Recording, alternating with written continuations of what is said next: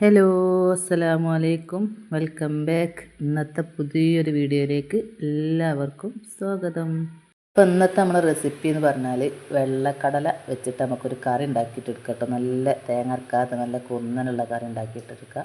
അപ്പോൾ ആദ്യം തന്നെ നമുക്ക് വെള്ളക്കടല രാത്രി ഞാൻ ഓവർനൈറ്റ് കുതിർത്താൻ ഇട്ട കടലയാണ്. അത് അല്പം വെള്ളം കുറച്ച് മഞ്ഞൾപ്പൊടി ഉപ്പിട്ടിട്ടൊന്ന് വേവിച്ചെടുക്കട്ടോ. എന്നിട്ട് അതിന് കുറച്ച് നമുക്കൊന്ന് മാറ്റി വെക്കണം. അത് നമുക്ക് മിക്സിയിലിട്ടൊന്ന് അരച്ചിട്ട് എടുക്കാനുള്ളതാണ്. അപ്പോൾ നമുക്കതൊന്ന് മിക്സിയിലിട്ടൊന്ന് അരച്ചിട്ട് കൊണ്ടുവരാം. ഇനി നമുക്കൊരു ചട്ടി അടുപ്പത്ത് വെച്ച് കൊടുക്കട്ടോ. എന്നിട്ട് അതിലേക്ക് ആവശ്യത്തിന് വെളിച്ചെണ്ണ ഒഴിച്ച് കൊടുക്കുക. കടുക് ഇട്ട് പൊട്ടിക്കുക. വലിയ ജീരകം ഇട്ട് പൊട്ടിച്ചതിന് ശേഷം നമുക്ക് വലിയ ഉള്ളി ചേർത്ത് കൊടുക്കട്ടോ. ഒരു വലിയ ഉള്ളിയാണ് ഞാൻ ഇപ്പോൾ എടുത്തിട്ടുള്ളത്.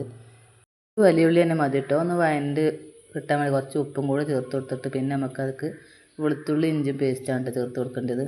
ഒന്ന് ചതച്ചെടുത്താൽ മതി. പിന്നെ നമുക്ക് ഒന്ന് വഴണ്ട് വന്നതിന് ശേഷം തക്കാളി ആഡ് ചെയ്ത് കൊടുക്കുക. തക്കാളി പെട്ടെന്ന് വഴണ്ട് കിട്ടാൻ വേണ്ടിയിട്ട് അല്പം ഉപ്പും കൂടി ചേർത്ത് കൊടുക്കുക. എന്നിട്ട് നമുക്കൊന്ന് തക്കാളി പെട്ടെന്ന് വഴണ്ട് കിട്ടാൻ വേണ്ടിയിട്ട് നമുക്ക് മൂടി വെച്ചിട്ടൊന്ന് വേവിച്ചെടുക്കാം കേട്ടോ. അപ്പോൾ നമുക്ക് തക്കാളിയൊക്കെ ഒന്ന് വഴണ്ട് വന്നിട്ടുണ്ട്.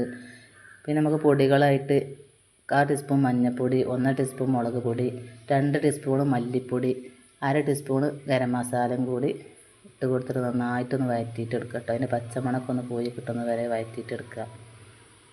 ഇനി നമ്മൾ വേവിച്ച് വെച്ച കടല വെള്ളത്തോട് കൂടി തന്നെ ഒഴിച്ച് കൊടുക്കുക കേട്ടോ. എന്നിട്ട് നമുക്ക് നന്നായിട്ടൊന്ന് മിക്സ് ചെയ്തിട്ടെടുക്കുക കേട്ടോ. എന്നിട്ട് നമുക്ക് കറിക്ക് ആവശ്യത്തിനുള്ള വെള്ളം കൂടി നമുക്ക് ഒഴിച്ച് കൊടുക്കുക. നന്നായിട്ട് മിക്സ് ചെയ്തതിന് ശേഷം നമ്മൾ നേരത്തെ മാറ്റി വെച്ചിരുന്ന കടല ഉണ്ടല്ലോ, മിക്സിയിൽ അരച്ചെടുത്തിട്ടുള്ളതാണ്, അതുകൂടി ഒഴിച്ച് കൊടുക്കുക. അപ്പോൾ നമ്മളെ കറിക്ക് നല്ലൊരു കുറുന്നനുണ്ടാവും കേട്ടോ കറി.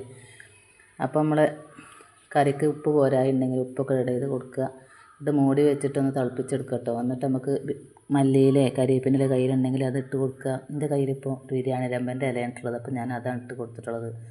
എന്നിട്ട് നന്നായിട്ടും തിളപ്പിച്ചെടുക്കുക കേട്ടോ.